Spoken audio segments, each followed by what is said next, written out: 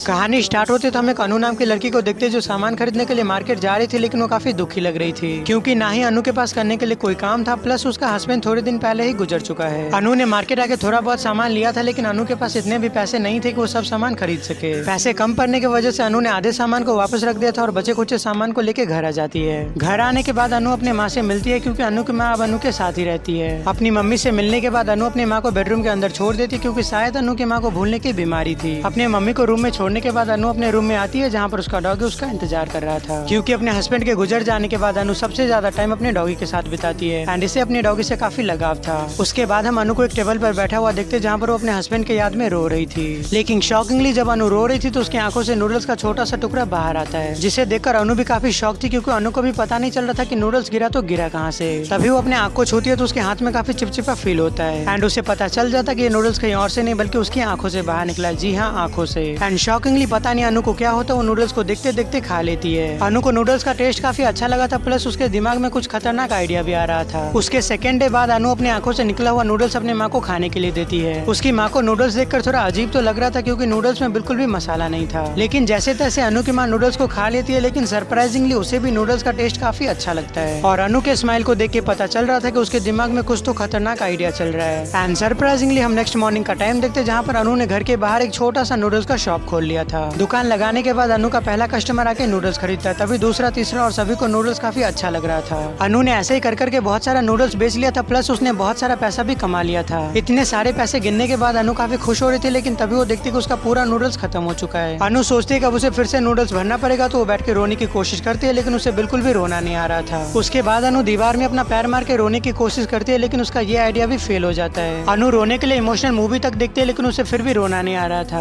उसके बाद अनु रोने के लिए बड़ा डिसीजन लेती है और अपने पति की अस्थियां तोड़ देती है ताकि उसे अपने पति की यादों में थोड़ा बहुत रोना आए, लेकिन उसे फिर भी बिल्कुल भी रोना नहीं आता है। उसके बाद अनु फिर से बहुत बड़ा डिसीजन लेती है और अपने फेवरेट डॉगी को जंगल में छोड़ के आ जाती है। जब वो डॉगी को जंगल में छोड़ के जा रही थी तो फाइनली उसे डॉगी की याद में रोना आ जाता है। नेक्स्ट डे अनु का दुकान फिर से खुल गया था और उसके दुकान पे काफी ज्यादा भीड़ था। अब अनु इतना ज्यादा फेमस हो गई थी कि लोग दूर दूर से सिर्फ अनु का नूडल्स खाने आते थे। और यहाँ पर सबसे अजीब बात तो ये था कि इन लोगों को बिल्कुल भी शक नहीं होता कि ये लड़की बिना मसालों के इतनी अच्छी नूडल्स बनाती कैसे है। उसके बाद अनु एक रेस्टोरेंट के मालिक से बात कर रही थी क्योंकि उसे रेस्टोरेंट में नूडल्स बनाने का काम मिला था। उसके नेक्स्ट डे बाद अनु से मिलने के लिए रेस्टोरेंट का मालिक आया था। अनु ने खुशी के मारे रेस्टोरेंट के मालिक को हक कर लिया क्योंकि रेस्टोरेंट का मालिक अनु के बचपन का दोस्त था। उसके बाद हम देखते कि अनु ने रेस्टोरेंट में काम ज्वाइन कर लिया था, प्लस उसने काफी सारे नूडल्स बना दिए थे। अनु ने रोने के लिए यहाँ पर अपने कुत्ते का फोटो लगाया था जिसे उसने थोड़े दिन पहले जंगल में छोड़ के आई थी, लेकिन असली पर्दे तो यहाँ पर खुलते क्योंकि अनु ने अपने कुत्ते के साथ साथ अपनी मम्मी को भी जान से मार डाला था। तभी अनु अपने माँ की फोटो देख के रोने लगती है। इसका मतलब अनु ने रोने के लिए अपनी माँ को भी नहीं छोड़ा और मुझे ऐसा लगता है कि अनु फ्यूचर में भी किसी न किसी को मारती रहेगी ताकि वो ऐसे रो रो के पैसे कमा सके। और यहीं पर ये शॉर्ट फिल्म खत्म होता है। वीडियो अच्छी लगे हो तो लाइक या सब्सक्राइब करके जाना।